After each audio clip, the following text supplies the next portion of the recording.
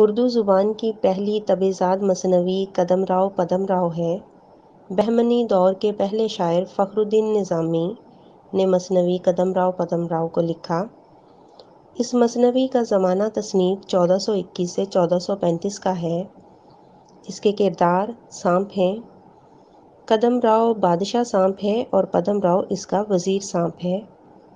قدم راؤ اونچی ذات کا سانپ ہے اور وہ دیکھتا ہے مثنوی کے آغاز میں کہ اس کی اونچی ذات کی ایک ناگن ایک چھوٹی ذات کے ناگ سے ملاپ کر رہی ہے۔ اس کو غصہ آتا ہے، وہ اس کو مار دیتا ہے ناگن کو، اور یوں اس کی آگے زندگی بتائی گئی ہے کہ اب اس کا کس طرح سے عورت کے پیار سے اعتبار اٹھ جاتا ہے۔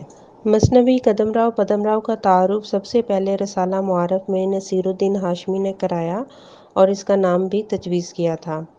مثنوی قدم راؤ پدم راؤ کو جمیل جالبی نے ترتیب دے کر ایک طویل مقدمے کے ساتھ 1973 میں انجمن ترقی اردو پاکستان کراچی سے شائع کرایا تھا۔ اس مثنوی میں کل اشعار کی تعداد 1032 ہے اور 1033واں شعر نامکمل ہے۔ مثنوی قدم راؤ پدم راؤ کے مرکزی کردار مندرجہ ذیل ہیں۔ قدم راؤ راجا ہے، پدم راؤ وزیر ہے، اکھر ناتھ جوگی ہوتا ہے، اور اکھر ناتھ ہی نے راجا قدم راؤ کو 2 بھید سکھائے تھے، دھنور بھید اور امر بھید۔ کوڑیال وہ سانپ ہے جو اعلیٰ ذات کی ناگن سے جوڑ کھاتا ہے، اسے قدم راؤ تلوار سے مار دیتا ہے۔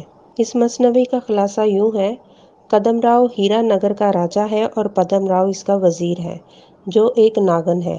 قدم راؤ کی عنایت سے اس کے سر پر پدم بھی موجود ہے۔ ایک دن کی بات ہے کہ قدم راؤ دیکھتا ہے ایک اعلیٰ ذات کی ناگنی ایک ادنا سانپ سے کوڑیال سے جوٹ کھا رہی ہے، میل کھا رہی ہے۔ یہ ماجرا دیکھ کر قدم راؤ آپے سے باہر ہو جاتا ہے، تلوار سے سانپ کو مار دیتا ہے، جس سے ناگنی کی دم کٹ جاتی ہے اور وہ پاس کی ایک جھاڑی میں چلی جاتی ہے۔ قدم راؤ وہاں سے پز مردہ معلول ہو کر اپنے محل آ جاتا ہے اور چپ چاپ اپنے بستر پر لیٹ جاتا ہے۔ رانی جب قدم راؤ کی یہ حالت دیکھتی ہے تو وہ اس کے پاس جا کر اس کی اداسی کا سبب پوچھتی ہے۔ رانی کے بہت اصرار کے بعد وہ واقعہ سناتا ہے اور اس سے کہتا ہے عورت ذات کی وفاداری سے اس کا بھروسہ اٹھ گیا ہے۔ رانی قدم راؤ کو بہت سمجھاتی ہے کہ ہر عورت ایک جیسی نہیں ہوتی، وہ تو ہمیشہ اس کے وفادار ہی بنی رہی، لیکن رانی کی باتوں کا اس پر کوئی اثر نہیں ہوتا۔ وہ اسے دنیا سے بیزار ہو جاتا ہے، جوگیوں اور سنیاسیوں کی صحبت اختیار کرنے کا فیصلہ کرتا ہے۔ وہ لوگوں سے کسی با کمال جوگی ڈھونڈ لانے کا حکم دیتا ہے۔ لوگ اکھر ناتھ نام کے جوگی کو اس کے پاس لاتے ہیں۔ اکھر ناتھ اس کے سامنے اپنا کمال دکھاتا ہے، وہ لوہے کو سونا بنا دیتا ہے۔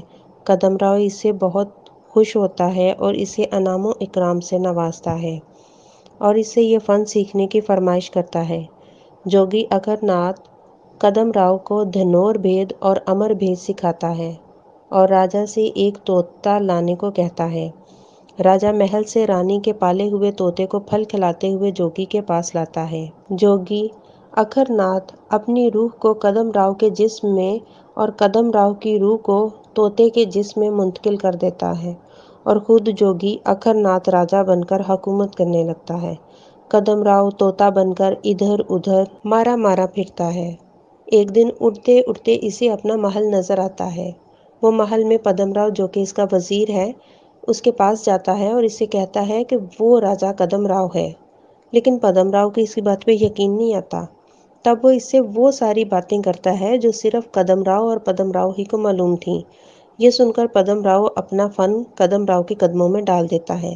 دونوں آپس میں راز و نیاز کی باتیں کرتے ہیں۔ ایک رات جب اکھر ناتھ گہری نیند سو رہا ہوتا ہے تو پدم راؤ چپکے سے اس کے انگوٹھے پر ڈس لیتا ہے، جس سے اس کی موت واقع ہو جاتی ہے۔ قدم راؤ امر بھید کی مدد سے اپنے جسم میں اپنی روح کو منتقل کر لیتا ہے اور اپنے اصلی روپ میں آ کر اپنی حکومت سنبھال لیتا ہے۔ اس خوشی میں 6 مہینے تک جشن منانے کا سلسلہ جاری رہتا ہے۔